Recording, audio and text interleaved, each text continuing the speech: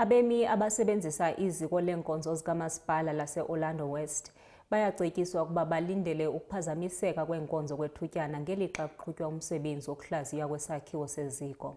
Uhlaziyo lujolise ekuphuculeni isakhiwo kunye nokuphucula ukunikezelwa kwenkonzo xa umsebenzi ugqityiwe.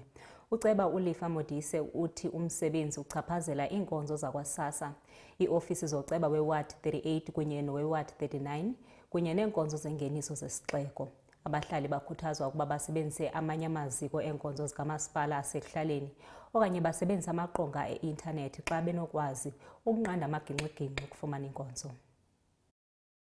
Sekumenyezelwe ukushintsha kokusebenza emahhovisi omasipala okubalwa lapho kukhokhwa khona amahhovisi amakhansela ku-Ward 38 no-Ward 39 kanye nehhovisi lophiko olukhipha izibonelelo zikahulumeni uSASSA endaweni yase-Orlando West. Lokhu kuza njengoba kuqhubeka umsebenzi wokulungiswa kwalamahhovisi owenziwa ngumasipala waseJohannesburg.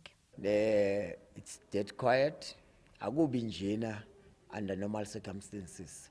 So it shows ukuthi i-renovation eyenzakalayo that is for mostly a revenue service where we pay our rates and taxes. It has also affected other organs ezisebenzayo lana.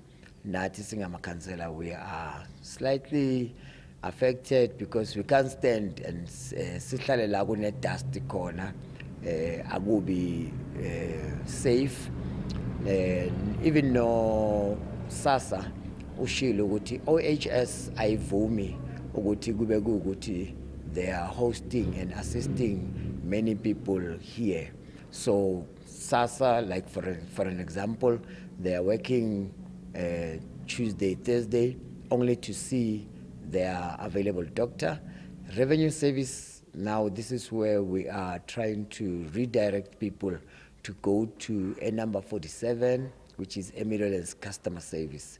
Lo msebenzi kulindeleke ukuba uphothulwe kupheleni kwenyanga ezayo kuya ngasekuqaleni kukaMandulo uma ke konke kuzohamba ngendlela. Umphakathi uyanxuswa ukuba usebenzisa amahhovisi aseduze uma ke udinga usizo ngalesi sikhathi. Ezindabeni zeSoweto TV, ngikunokulunga Mthembu ngise-Orlando West.